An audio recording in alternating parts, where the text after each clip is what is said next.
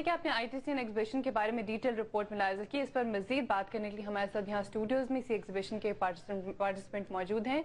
Doctor Tony Murphy, vice president Gartner incorporation. Hi doctor Tony and welcome to the show. Thank you very much indeed. Mr. Tony, could you please tell us what is the concept of knowledge-based economy? Okay, perhaps I could tell you first what it isn't. It isn't necessarily the really high-tech laboratory-based stuff that we sort of associate with it. What it actually can mean is something as simple as a farmer using his mobile phone to check out on the weather forecast, or it could mean, we'll say, a very small business using the internet on a dial-up connection to look for more customers or to check an order. So it's a very simple thing, but it's pervading every part of the economy. Dr. Tony, what are the main areas or sectors in knowledge-based economy? You mean in Pakistan or? In Pakistan and worldwide. Yeah, well, worldwide, I mean, the main sectors are obviously the computer sector, but it also has gone in very much into the manufacturing, and services like banking. So what was previously, we might say, a bank of 100,000 people ran a certain level of business, now they might be doing it with 10,000 people. Similarly, it might have taken 2 months to process an insurance claim heretofore, but in the knowledge-based economy, with all the various technologies and new skills, could be done to a matter of hours. So it's throughout the economy really, but obviously some areas like farming wouldn't be as impacted as, we'll say, things like financial services and so on. Okay. What is the world scenario of knowledge-based economy and its impact on developing countries like Pakistan? Well, Pakistan is a lot further on than most people realize, and in fact most Pakistanis realize.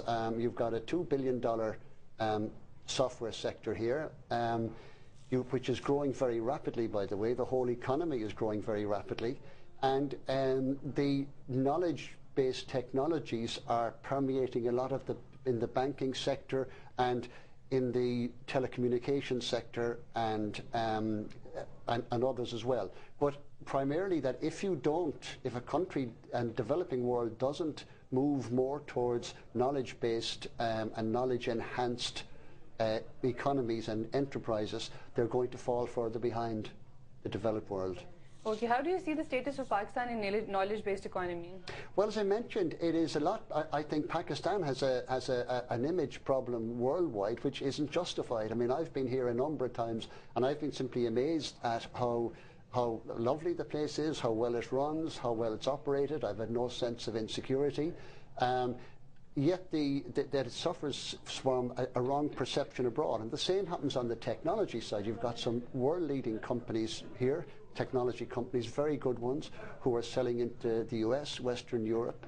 And you've developed your infrastructure very significantly over the last couple of years. And you're also bringing in the supporting legislation. So definitely starting from a low base, I have to say, but Pakistan is making very, very rapid progress in terms of the knowledge economy and its IT sector. What do you think, in which areas Pakistan lack in comparison with other countries? I would say primarily it lacks the infrastructure at this point in time.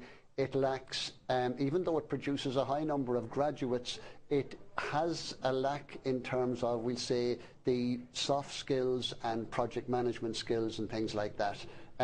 But in most other areas, it has the basics, because Pakistanis have shown abroad that they can be highly innovative, very entrepreneurial, have run very good businesses.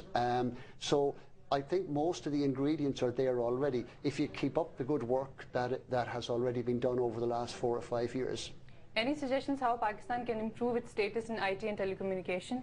Well, we're doing a report for the Software Export Board, and it'll be primarily focused on that. But we would think the main focus should be on improving the image of Pakistan abroad, and that you can learn from how India has done it. They have been very successful in creating an image and a brand of a technology oriented country. Pakistan needs to do that. The next main step would be the human resources, developing your human resources.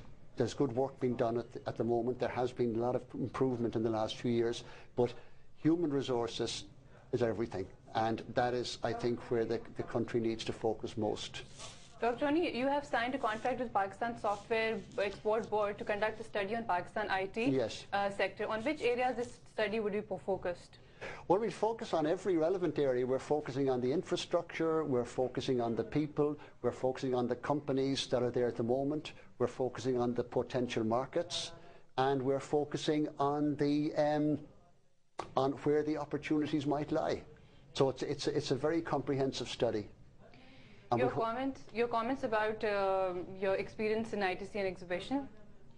Very positive. I mean, I think it's been a very good show. It's been, it seems to be very well laid out, a lot of different technologies there, and it compares well with what I've seen worldwide. Thank you so much, Dr. Tony, for joining us. You're more than welcome. इसी के साथ ही हम चलते हैं break की तरफ. अपने suggestions और व्यूज के लिए आप हमें लिख सकते हैं business@cnbcpakistan.com. मजीद अपडेट के लिए हमारे साथ रहिए.